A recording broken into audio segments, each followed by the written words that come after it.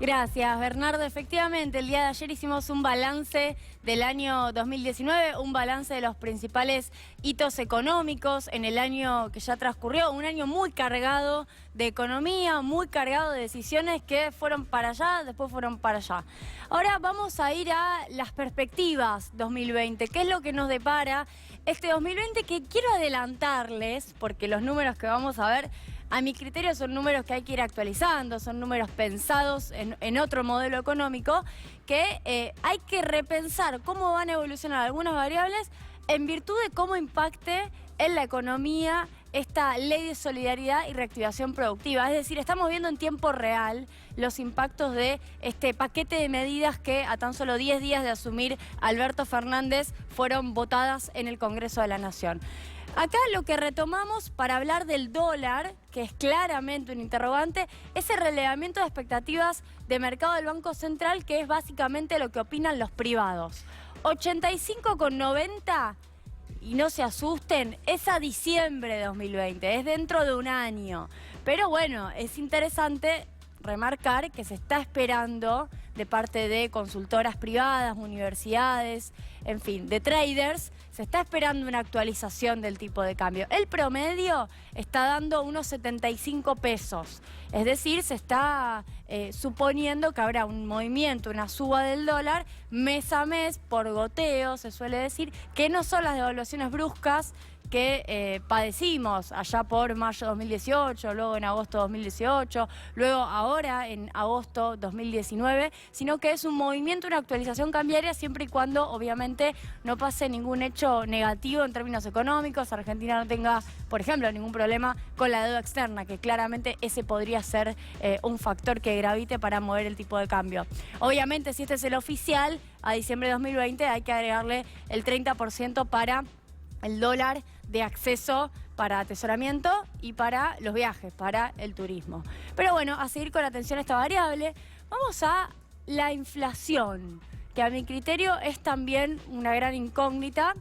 Yo diría que todavía no hay mucho para decir porque acá puse números para tener una referencia, pero lo que estamos viendo, de nuevo en tiempo real, son decisiones de controlar precios. Obviamente se autorizó una suba de 7% de canasta básica, que no es menor, es significativa, pero si hay una decisión de fiscalización más fuerte. ¿Qué es lo que dijo Marco Lavagna, titular del INDEC? Apenas anunciado como próximo titular del INDEC, todavía no había asumido. 40% dijo para 2020. ¿Qué es lo que dicen los privados? También el REM del Banco Central, 43%, lo dijeron ahora en noviembre. Estamos en pocos días saldrá el relevamiento que hacen en diciembre.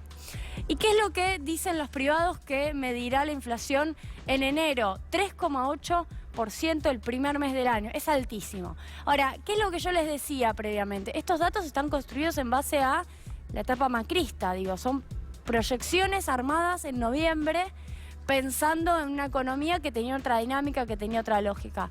¿Podrá la economía de Alberto Fernández modificar esa lógica y bajar la inflación? Esa es la pregunta, porque estas son proyecciones heredadas. ¿Se cumplirán, se concretarán las proyecciones heredadas o habrá una desinflación? Avancemos con temas salarios, que como siempre decimos, importa el salario real más que la nominalidad, el dato nominal. Hay una consultora, CEL Consultores, que está diciendo 38-40% es la suba nominal que se espera en salarios para 2020.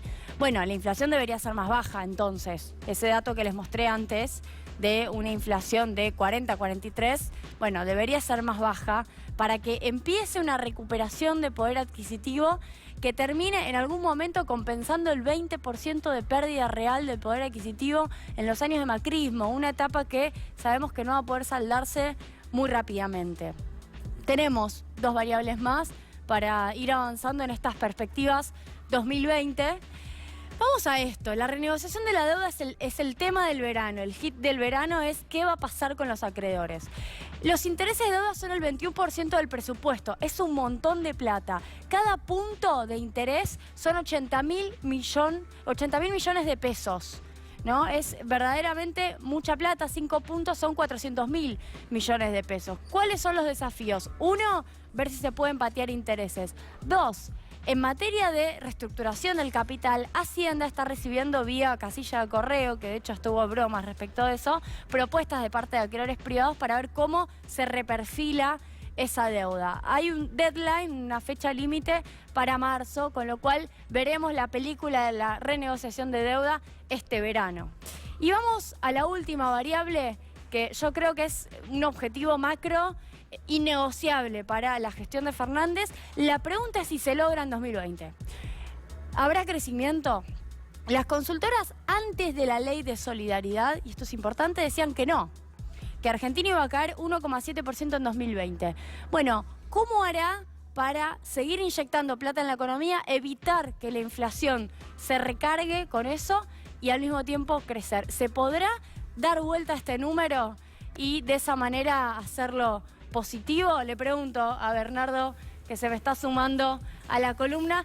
Si habrá o no habrá crecimiento, yo creo que es la pregunta 2020, y me parece que dar vuelta a este número sería el gol de media cancha que lograría el equipo en materia de política económica. Seguramente tendrá mucho que ver también con las expectativas que ya se están mostrando a poco de andar, muy buenas, ¿no? Tanto en los sectores industriales, los sindicatos, lo que puede palpar uno en el diálogo con la gente todos los días en la calle también. Así que esperemos que sea así, Julia, ¿no?